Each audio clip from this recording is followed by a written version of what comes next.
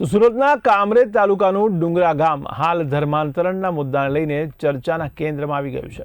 ત્યારે સ્થાનિક સ્તરે ચાલતી ગેરકાયદેસર ધર્માંતરણની પ્રવૃત્તિઓ સામે હિન્દુ સંગઠનો અને આદિવાસી સમાજે મોરચો માંડ્યો છે।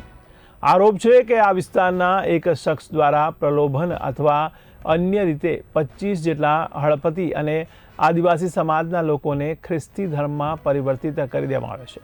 ત્યારે આ ઘટનાની જાણ થતાં જ આદિવાસી સમાજના અગ્રણીઓ અને હિન્દુ સંગઠનો સક્રિય થયા હતા અને એક મહત્વની બેઠક યોજીને આ પ્રવૃત્તિને સખત શબ્દોમાં વખોડી કાઢી હતી। આ મામલે માત્ર વિરોધ જ નહીં પરંતુ કાયદાકીય પગલાં લેવા માટે પણ ઉગ્ર માંગ કરવામાં આવી છે। ત્યારે અગ્રણીઓ દ્વારા સુરત જિલ્લા કલેક્ટર અને જિલ્લા પોલીસ વડાને રૂબરૂ મળીને એક વિસ્તૃત આવેદનપત્ર સોંપવામાં આવ્યું છે। આવેદનમાં માંગ કરવામાં આવી છે કે ગરીબ અને ભોળા આદિવાસી લોકોને નિશાન બનાવી ધર્માંતરણ કરાવનાર મુખ્ય શખ્સની સામે તાત્કાલિક ધોરણે કડક અને કાયદેસરની કાર્યવાહી કરવામાં આવે જેથી ભવિષ્યમાં આવી પ્રવૃત્તિઓ પર રોક લગાવી શકાય। ત્યારે હવે જોવાનું એ રહેશે કે આવેદનપત્ર આપ્યા બાદ વહીવટીતંત્ર ધર્માંતરણ કરાવનાર શખ્સ સામે કેવા પગલાં ભરે છે અને ડુંગરા ગામ સહિત આસપાસના વિસ્તારોમાં શાંતિ જાળવવા માટે કઈ કાર્યવાહી કરવામાં આવે છે। जी आपનું નામ અને પરિચય। हाँ, अश्विन चिखलिया હું ધર્મ જાગરણમાં કામ કરું છું। આજ રોજ આ ડુંગરાની ઘટનાને લઈને મારે એટલું જ કહેવું છે કે અહીં ગરીબ આદિવાસી હળપતિ સમાજના ભોળા લોકોને લોભ લાલચ આપી અને ગેરકાયદેસર રીતે ખોટી રીતે ગુજરાત સરકારના ધર્માંતરણના કાયદાનો ભંગ કરી અને 25 જેટલા પરિવારને ખ્રિસ્તી બનાવ્યા છે। આ ખ્રિસ્તી બનાવવાનું ષડયંત્ર જે વ્યક્તિ અહીંયા આવીને ચલાવે છે એ આજુબાજુના ગામોમાં પણ આવા પ્રવૃત્તિ કરી રહ્યો છે।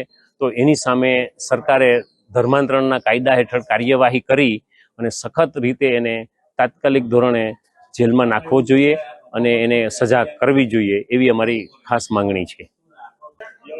આજે જ્યારે આદિવાસી સમાજ માટે ધર્મ પરિવર્તનની જે મુહિમ ચાલે છે એના માટે બધા આદિવાસી સમાજ ભાઈઓને ભેગા કર્યા હતા અને જે આ મુહિમ ચલાવે છે એને અહીંયાથી જ અમે સ્ટોપ કરાવવા માંગીએ છીએ કેમ કે આનાથી આપણા અધિકાર અને હકનું ખનન થાય છે અને ભારત સરકાર જે આપણને બધા અધિકારો આપ્યા છે એ નાશ પામે છે।